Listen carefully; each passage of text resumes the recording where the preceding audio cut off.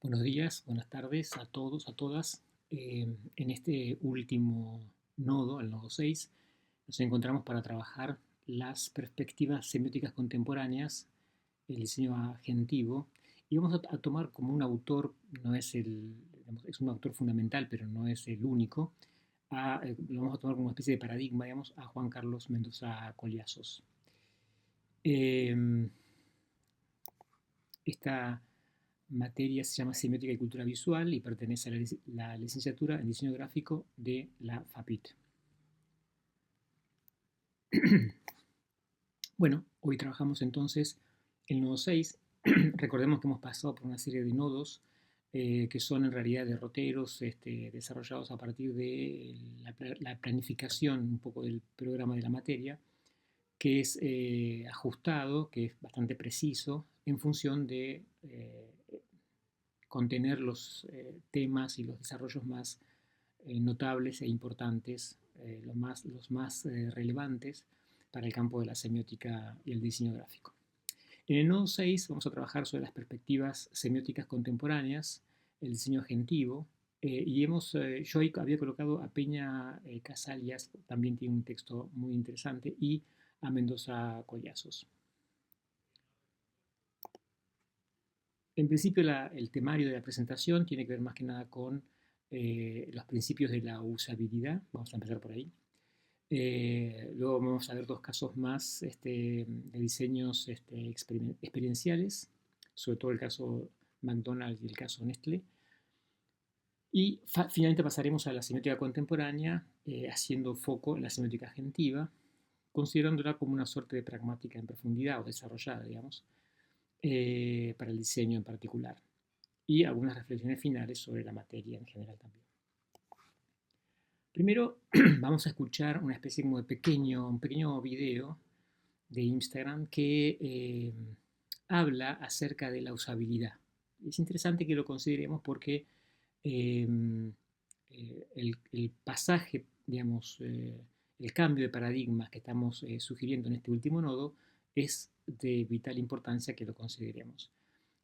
La idea es tratar de pasar de los aspectos comunicativos e interpretativos a los productivos y de agenciamiento conectados con la usabilidad, con el usuario y con el contexto. Vamos a escuchar lo que dice sobre el video que se llama, es un fragmento de una conferencia mucho más amplia, que se llama No escuches a los usuarios. Presten mucha atención. Padre de la usabilidad en este mundo, que se llama Jacob Nielsen, o sea, el que creó la disciplina de usabilidad, un pibe muy académico, su primer paper decía: no escuches a los usuarios. Es lo último que tenés que hacer. Tenés que observar a los usuarios. No escuches no significa no me importan mis usuarios. Vos lo que deberías ver es, si estás diseñando esta taza, cómo interactúa el usuario con tu taza. Si, por ejemplo, esta taza tuviera, como le pasa a muchas tazas, la boca muy chiquitita y lo que somos narigones no podemos tomar, deberías mirarlo y decir: este pibe, no sé si estaría esperando que el usuario me diga yo me choco la nariz. Claro. Porque hay muchas cosas que el usuario ni siquiera sabe qué es y tampoco conoce los trade-offs de la taza. Hay mil cuestiones. La taza es muy simple, pero en un auto es mucho más complejo. Pero esa pseudocientificidad de la cosa jode mucho, y el concepto de no escuchas al usuario, se observalos mucho, es un concepto muy fuerte. ¿Ven? O sea que la idea, digamos, que se transmite en este pequeño fragmento, una charla más amplia, es la de observación del usuario para poder determinar, digamos, ciertas usabilidades. El autor va a nombrar, digamos, a Jacob Nielsen, que es en realidad el padre, dice él, de la usabilidad y de la accesibilidad web. En sus 10 principios, si uno lo observa, digamos, hace hincapié, por ejemplo, en la relación, por ejemplo, del sistema con el mundo real, ese control que tiene permitido el usuario y la libertad para desplazarse, por ejemplo, en el espacio de la red, y conceptos más sutiles como reconocer antes que recordar, por ejemplo. También propone el diseño estético y minimalista entre sus 10 principios de usabilidad. ¿Y por qué es importante conocer este tipo de principios? Porque en realidad se necesita que el usuario permanezca, que entre y permanezca en esa red, y que tenga entonces una experiencia positiva. Esto sería algo así como para entrar en el tema, para ver también lo contemporáneo, que es considerar al usuario y el contexto en los análisis, que es algo que ya habíamos presentado en la propuesta de Peirce, en la pragmática de Peirce. Vamos a ver ahora otro caso también de diseño de Nestlé, para que observemos sobre todo cómo la propuesta de la marca es generar una experiencia. No tanto contar los atributos, por ejemplo, de la marca, los beneficios, sino de manera indirecta, digamos, trabajar sobre el concepto experiencial para que el usuario tenga una especie como de recuerdo intenso a partir de haber hecho algo, de haber actuado en el contexto en el cual se encuentra. También escuchen bien lo que dice el texto.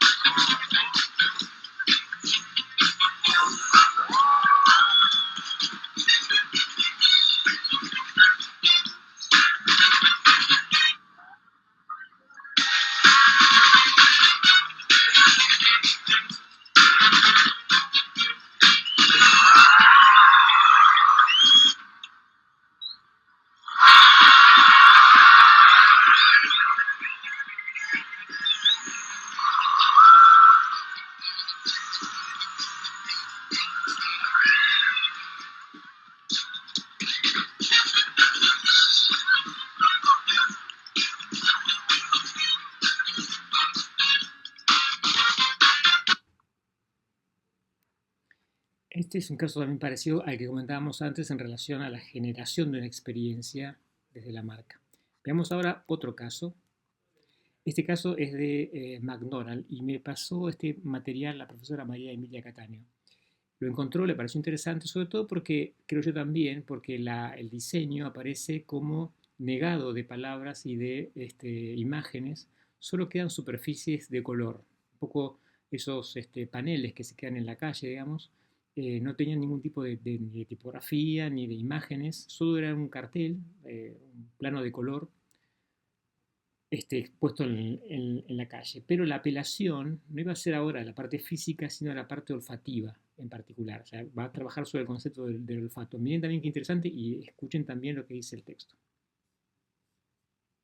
De McDonald's hizo que todo el mundo se detenga a comprar papas fritas. ¿Cómo lo lograron? En abril de 2024, la empresa McDonald's colocó carteles totalmente vacíos en puntos estratégicos a lo largo de Países Bajos. No tenían absolutamente nada, ni siquiera su logo, y aún así todo el mundo se detenía cuando pasaba por ellos. Lo que los hacía especiales era su característico olor a papas fritas. Muchos estudios han demostrado que el olfato es mucho más efectivo que las imágenes a la hora de provocar recuerdos claros. McDonald's sabía esto y lo usaron a su favor. Lo que hicieron fue colocar papas fritas dentro de estos carteles. Encontraron una forma simple de despertar emociones en sus clientes. Este aroma a papas fritas evoca un recuerdo feliz en la mente de estos consumidores, generando una compra por el deseo de volver a sentirse así. Siempre recuerda, la gente olvidará lo que dices o haces, pero jamás olvidará cómo los haces sentir. Guarda este video y sígueme para más marketing.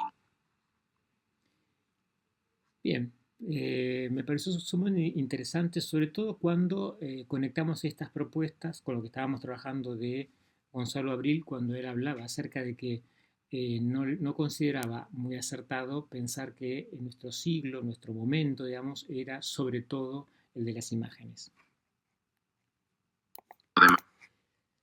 Recordemos también algunas imágenes, algunas placas que mostramos el primer día de clases en la introducción. ¿Se acuerdan? Hablamos de las generaciones de la semiótica. Me acuerdo en aquella oportunidad presentamos la idea de una primera generación, sobre todo de los desarrollos, las apropiaciones, digamos, de los desarrollos de la lingüística de Saussure.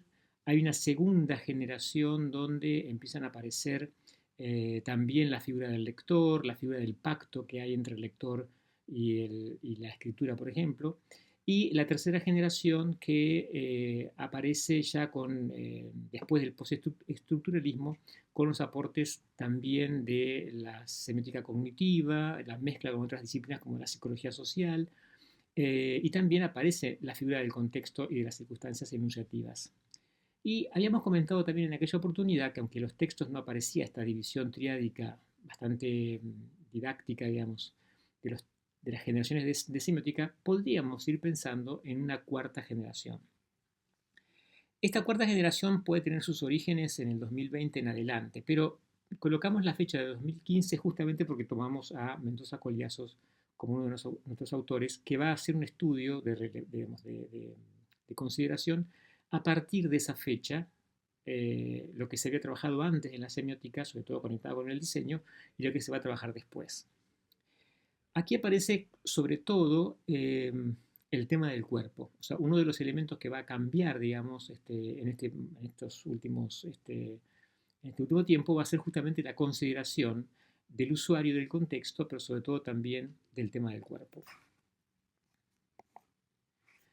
Si tomamos el texto de Susana Temperley, que ella va a trabajar sobre, fíjense, su artículo se llama La pregunta por el cuerpo en la semiótica contemporánea, performatividad, vinculación y memoria, que aparece, digamos, en el 14º Congreso Mundial de Semiótica. En una parte del texto ella cita, digamos, a Fontanelle cuando él señala lo siguiente. Vamos a leer la cita juntos para que veamos a qué me refiero cuando estoy considerando que el tema del cuerpo no estaba reflejado en los análisis de la lingüística de Saussure. La evolución de la definición de la función semiótica en la tradición saussuriana y de Hemblev es muy significativa a este respecto. Entre las dos caras del signo o entre los dos planos del lenguaje hay siempre una relación lógica, cualquiera sea su formulación, necesaria o arbitraria. Este tipo de relación pasa por alto al operador. Se constata posteriormente, una vez que el signo ha sido estabilizado o el lenguaje constituido, que el significante y el significado, la expresión y el contenido están en relación de presuposición recíproca. No hay entonces que preguntarse por el operador de esa relación, ni tampoco por el rol de la enunciación, y menos aún por el del cuerpo. Es interesante esta observación también porque pone a revisar, digamos, aquello que hemos trabajado sobre los desarrollos del signo a partir de la línea de Saussure. Por otro lado, también les aconsejo que miren un video de Darin McNabb sobre Dewey, llamado El arte y la experiencia, Dewey, el arte y la experiencia, donde el autor va a presentar algunas coincidencias entre Dewey y Peirce. Peirce, de hecho, fue su maestro. Y el autor va a señalar lo siguiente, dice, no podemos conocer el mundo, y eso es una premisa de la pragmática de Peirce, no podemos conocer al mundo al margen de actuar en él, al margen de la experiencia y de la experimentación. Y sigue diciendo Darin McNabb lo siguiente, que para mí es muy significativo porque nos permite ir haciendo este pasaje de un paradigma a otro, del paradigma que manejábamos a través de lo que podríamos llamar una suerte así como de paradigma lingüístico aplicado al diseño, un paradigma pragmático, agentivo, aplicado al diseño. La máxima pragmática de Peirce dice que el significado de cualquier idea o concepto es el conjunto de todas las consecuencias prácticas que tendría en la experiencia. Otra de las frases también significativas dice, el sujeto no es un espectador del mundo, un mundo que viera reflejado en el espejo de sus ideas, sino que es el agente que actúa en el mundo. ¿Ven? Aparece una suspensión de la idea cognitiva, lingüística del pensamiento y está conectado ahora con la idea de la acción y de la experiencia en el mundo. Al final dice entonces, en pocas palabras, el pensamiento no representa un mundo independiente y estático, sino que interactúa con él en un proceso transaccional cuyo timón es la experiencia. O sea, es vital considerar ahora entonces el concepto de experiencia. Y está muy bien si lo hacemos a través de lo que presenta Dewey para ese concepto de experiencia que él tiene en particular, ¿no? Si vemos en el contexto, digamos, de las lecturas contemporáneas posibles, vamos a encontrar bastante material. Por ejemplo, tenemos a Mario Morales Domínguez, que habla sobre un nuevo enfoque de la semiótica para el diseño gráfico a partir de la nueva iconología. Es un concepto que vuelve a traer a colación la teoría del pre-semiótico Panofsky, pero podríamos decir también que no sale de ese paradigma interpretativo. Algo similar también ocurre con el texto de Michel Álvarez del 2022 con la semiología, la sociosemiótica en diseño gráfico. También es muy interesante porque es una especie como de cambio de paradigma, pero no hay un trabajo profundo en el desarrollo de estrategias o categorías aplicadas al diseño gráfico desde una semiótica agentiva.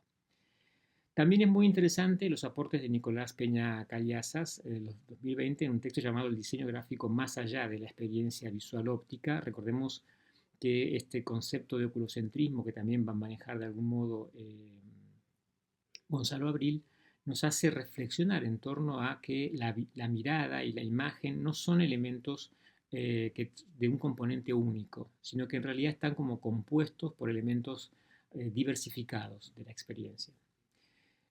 También es muy importante reconocer la presencia del texto de Douglas Niño. De hecho, Douglas Niño aparece en elementos de la semiótica agentiva.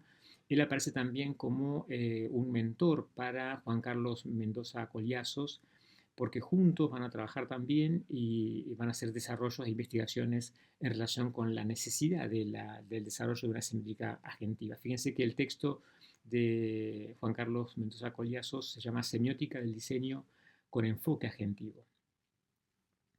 Antes de continuar, vamos a ver un poco lo de Nicolás Peña Casallas, cuando habla en un texto sobre el diseño gráfico, una disciplina más allá de la experiencia visual óptica.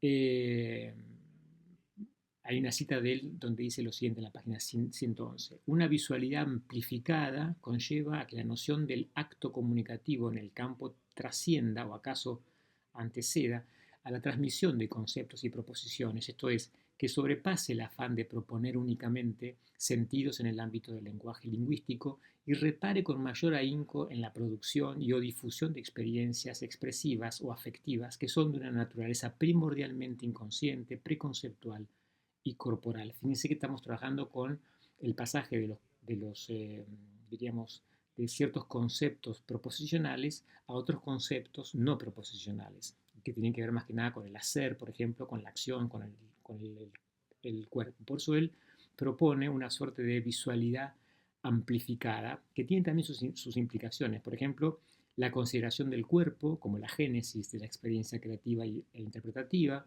también la valoración de la interactividad forjada ante el artefacto visual y su observador, o sea, hacer más hincapié en lo relacional, digamos, más que en el artefacto en sí, y también el entendimiento de ese carácter co-constitutivo entre lo visto y lo no visto. Eso también lo habíamos trabajado en el texto de Gonzalo Abril, cuando hablábamos de que la imagen nos hacía ver y también esa visualidad nos impedía ver algunas cosas, y también se construía entre lo visto y lo no visto esa conformación de la imagen. Y también la configuración de una actitud hermenéutica más robusta al interior de la disciplina. Pero fíjense que todavía, pese a todo, digamos, si bien hay un cambio de paradigma importante y hay una relación más directa con la experiencia y con el cuerpo, todavía aparece la actitud hermenéutica que está siempre dirigida a los objetos.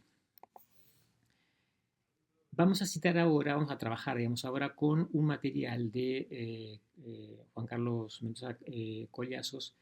Es un video donde él presenta, digamos, semiótica del diseño, aplicaciones y estado actual, que es del 2021. De hecho, él tiene también ahora videos más contemporáneos, incluso de hace 4 meses, del 2024, donde pueden también ir incorporando los conceptos de la semiótica agentiva.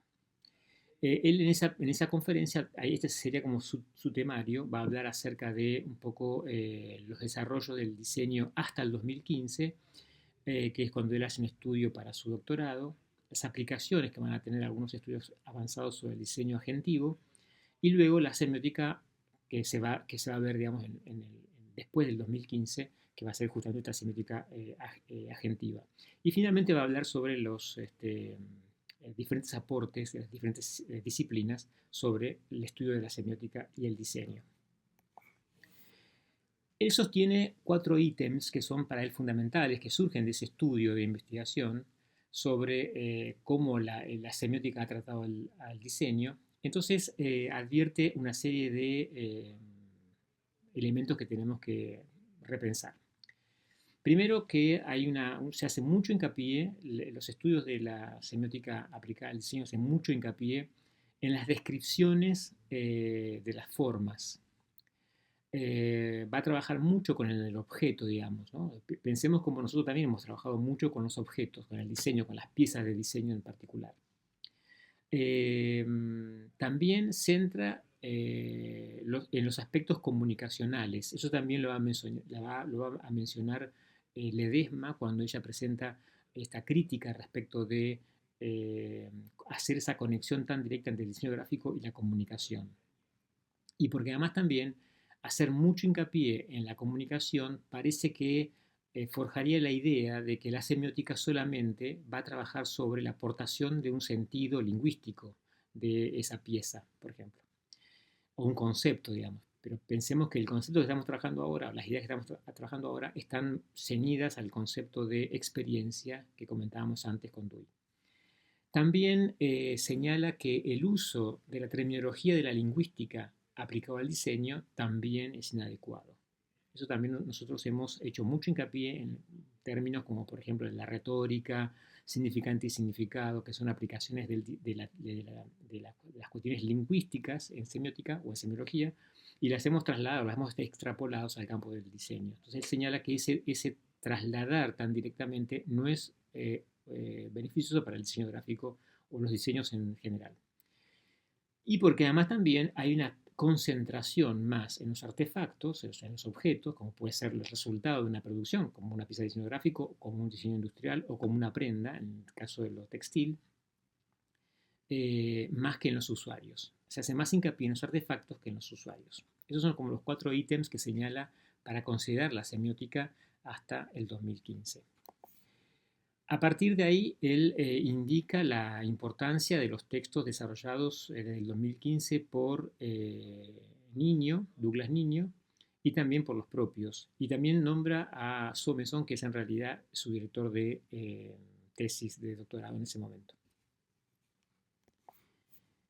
Y adquiere una definición también interesante, digamos, sobre la semiótica del diseño. Va a decir lo siguiente: el estudio de la actividad de significar en el campo específico de las profesiones del diseño, la arquitectura, el diseño industrial, el diseño gráfico, etc., que explica la manera en que el sentido asignado a los artefactos, no son de los artefactos, son asignados por los usuarios a los artefactos, es producido, procesado y usado por usuarios y diseñadores. Y fíjense que entonces ahora aparece una concentración en la atención puesta sobre los diseñadores y los usuarios. Antes lo comentábamos, ¿no? El diseñador tiene que mirar al usuario, tiene que observarlo para poder construir esto que necesita como herramienta, digamos, para poder luego construir su enunciado.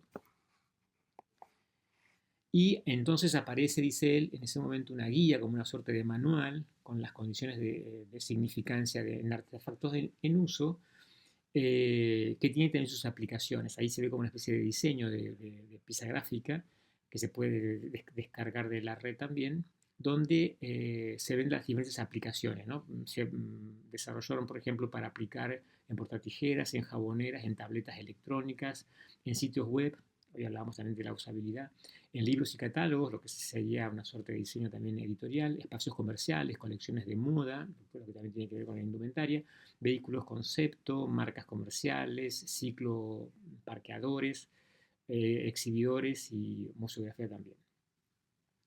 Y si lo miramos con atención, vamos a ver que estas condiciones de significancia en artefactos de uso van a estar concentrados tanto en los diseñadores, que tienen que delimitar ese trasfondo, que hay que identificar también las agendas. Pensemos en las agendas como el propósito de un ser vivo, de un sujeto que lleva adelante una acción para cumplir algo, ¿no? Esto también va a implicar una agenda y va a determinar la presencia de ciertos objetos que se pueden diseñar. También observando o viendo, digamos, a los usuarios.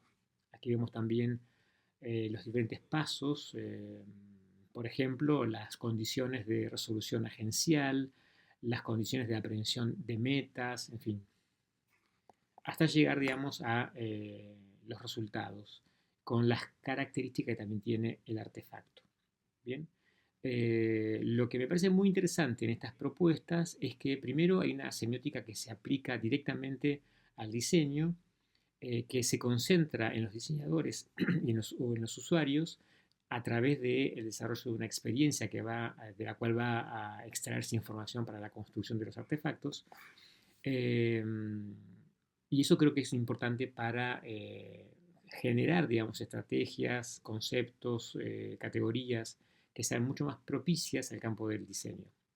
En lo actual, dice Collazos, aparecen entonces estudios sobre la línea de Peirce, o sea, hay una especie como de continuidad, sobre todo en el diseño de la abducción dentro de los estudios del pensamiento de Peirce. También aparece una relación muy estrecha con las ciencias cognitivas.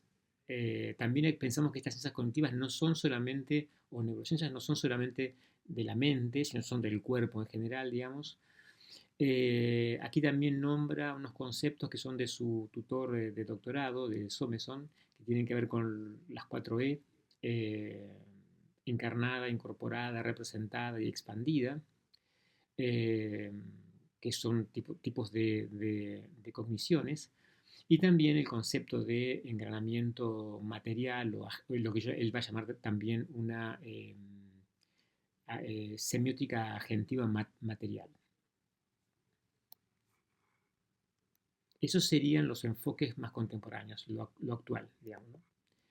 Y tenemos entonces una serie de desarrollos de conceptos. Podemos ver, hay materiales escritos, hay videos también que se han publicado, hay incluso también pequeños informes que hablan de los conceptos fundamentales de la semiótica agentiva, que creo que es muy importante que recorramos, que miremos, que observemos y que también estudiemos, ¿no? En algún momento. Se habla también de la animación, de lo situado, porque también la experiencia aparece como algo que ocurre en un lugar en particular, digamos, y también la atención que implica ese foco que tenemos cuando nos dedicamos a un propósito en particular. Creo que es interesantísimo pensar que entonces hay un cambio de paradigma, que la semiótica aplicada al diseño tiene una tendencia muy marcada a la pragmática de Peirce, pero con los derivados de una semiótica agentiva, con el desarrollo de categorías muy específicas para comprender tanto lo que se produce como aquello que se usa, ¿no?, en el diseño. Para finalizar, me gustaría hacer una breve reflexión sobre lo que hemos trabajado hasta ahora a lo largo de todo este cuatrimestre. En principio, habíamos visto ya estos diseños, yo los mostré el primer día de clases, justamente porque trabajamos también con estas propuestas. Teníamos un diseño muy ligado a los conceptos de la lingüística, los desarrollos de SOCIR, sobre todo toda esa escuela continental inicial también que trabajamos, está muy fuertemente conectada con esas categorías. Y hay una fuerte concentración en el objeto de diseño. Entonces, generalmente cuando analizamos, y ese análisis parece que tuviera mucho más que ver con la interpretación comunicativa, digamos, ¿no?, o cognitiva, pero comunicativa de esa pieza gráfica, como si eso fuera el centro, lo más importante. Sin embargo, en lo contemporáneo aparece, digamos, una concentración mucho mayor en los usuarios y en los diseñadores y en las diseñadoras para contemplar, para que unos observen a otros en la usabilidad y que en todo caso el artefacto sea el resultado de de la pretensión de una agencia, ¿verdad? Eso también creo que es interesante comentarlo porque da a veces la sensación que, lo comento yo que también he trabajado varios años en la enseñanza de la materia de la semiótica, a veces desarrollamos una semiótica que va de la escuela continental a la escuela americana, trabajamos también Peirce, pero conservamos en Peirce todo lo que traíamos de arrastre de la línea continental. Entonces, trabajamos una pragmática donde hacemos hincapié o comentamos la presencia del usuario y del contexto, pero nunca lo trabajamos en particular. O sea, nos concentramos siempre en ese desarrollo cognitivo que implica un contenido lingüístico para traducir. Esa es la peligrosidad de no hacer un salto significativo de paradigma de aquello que se desarrollaba en la primera, segunda y tercera generación hasta la que se desarrolla ahora en la cuarta generación con una semiótica agentiva.